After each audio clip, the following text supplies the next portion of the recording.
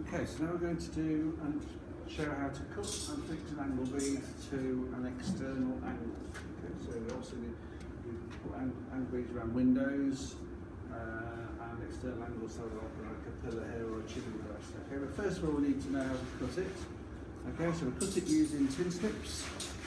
Alright, and so I'll try and get up close here to show you the process here. So when you're cutting bead, so we cut it through the mark where we've marked it. Okay, it's important, I'm not sure you can see that, that we cut it through right to the nib there, but not through the corner bit, as this will tear the bead and make it shoot out and be a lot more difficult to make plumb. So you need to cut it on both sides just to the corner there. Okay, so we'll mark up the other side now and cut that. Okay, so you can see now both sides have been cut. Okay, and because this is a small piece of bead, we don't want to be pulling that off with the fingers because you could easily cut your fingers there. So just nip it very tightly with your snips and twist it around. Okay, and that's the cut edge there. Okay, so that's all we need to do there with the cutting. So what we need to do is put this on the wall. So the cut edge should always go to the floor. Alright, so what we're going to do, just test it now. Okay, make sure it fits. Okay, and the angle bead needs to be on the corner. Don't twist it round either way or the other way. So it needs to be exactly on the corner and tight up to the ceiling. Alright, so we don't want any gaps there where you can fit your finger through. Alright, so we're going to use mortar for this example.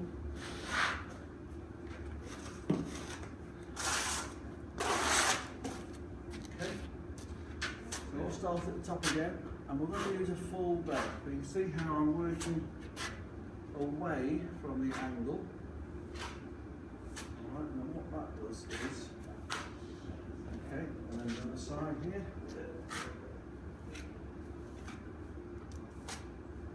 You're looking away from the corner with the trowel, so you're leaving.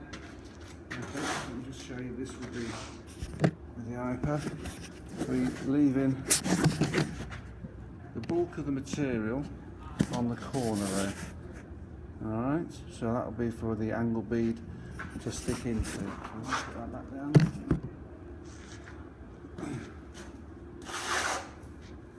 So again, away from the angle, we're leaving the majority of the mortar on the edge of the corner.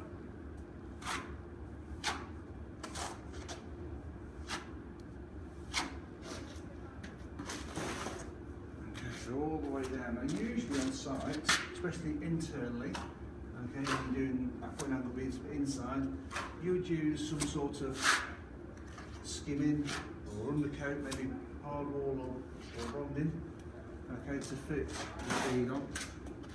And because obviously we're going to have to be taking this off, then sometimes it will damage the blocks if you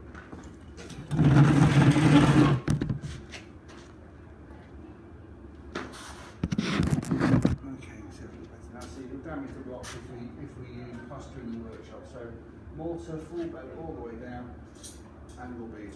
Okay, so what we need to do before we plant the bead on is just gently, okay, prise these two metal edges just together, and what that does, that gives it a little bit more thickness on the bead and it fits on the wall. Okay, so we put it on the wall.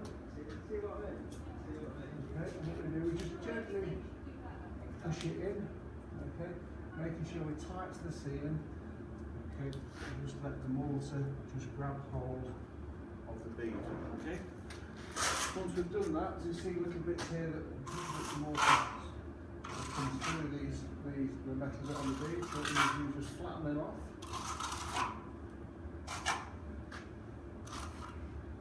Okay, so the bead is a bit more secure on the wall. And now we're going to plumb it up.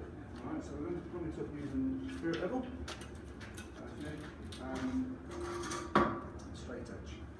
Okay, preferably one of these big flooring rules, because what we look there, you've got a nice area,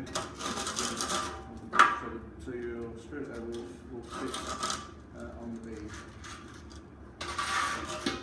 Okay, so the reason why we use angle beads are because it's metal and it's going to be set in the plaster, it strengthens the corner, okay, and it's a lot easier to get a bead plumb.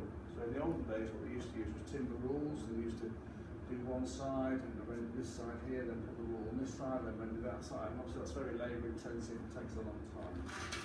Okay, so the angle beads is a lot quicker, okay, and also a lot stronger. Okay, now the beads will be galvanised, okay, or zinc plated, zinc coated to stop any rust. Okay, so because these rules are quite heavy, okay, just position them on the ground and then just gently push them up to the angle bead. Okay, noticing that this rule is quite long and it does a lot of the beads. So obviously if we put an angle bead on, try to get the longest rule possible around the area that you're going to do, because then you've got a really good view of the bead itself. So this will, if you're actually lifting this rule off, it's laid, it's on the floor and it's just positioned nicely against the angle bead. Okay, so what we'll look at now is firstly we'll look at the spirit level, see if it's going to be plumb, right? It's important that it's in right in the middle of those two lines. It shouldn't be touching either of the lines on the spirit level. Right in the middle. Okay, so this one now you need to ascertain, work out which way you have to move.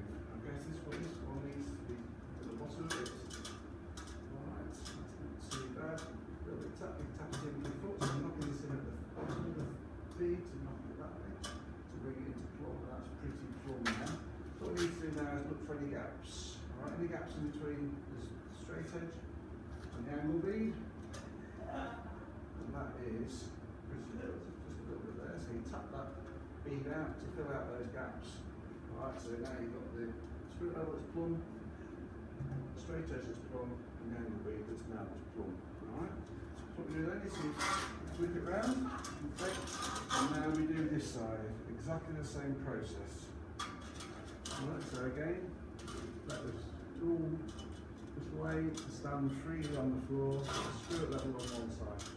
Okay, now that there is a little bit out of plumb, not a lot, needs to go in a bit at the top. So tap the straight edge, never tap the spirit level, because obviously we don't want to break it, because it's an instrument of measurement. Okay, and again fill out, bring out the bead to any gaps up to the straight edge. Okay, so that's quite good right now. Both sides are done. So what you need to do once you've done both sides, you again you recheck. Sometimes this side will move when you've altered the other side, and you can complete that bit. And all you do is just check in, looking for any gaps that is perfect. Okay, so both sides are now done.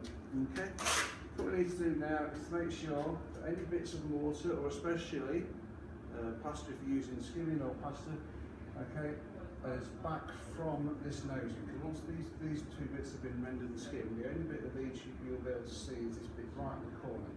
Right, so you need to make sure that mortar or bead or skimming is flat, okay, and not sticking out in front of the metal nosing.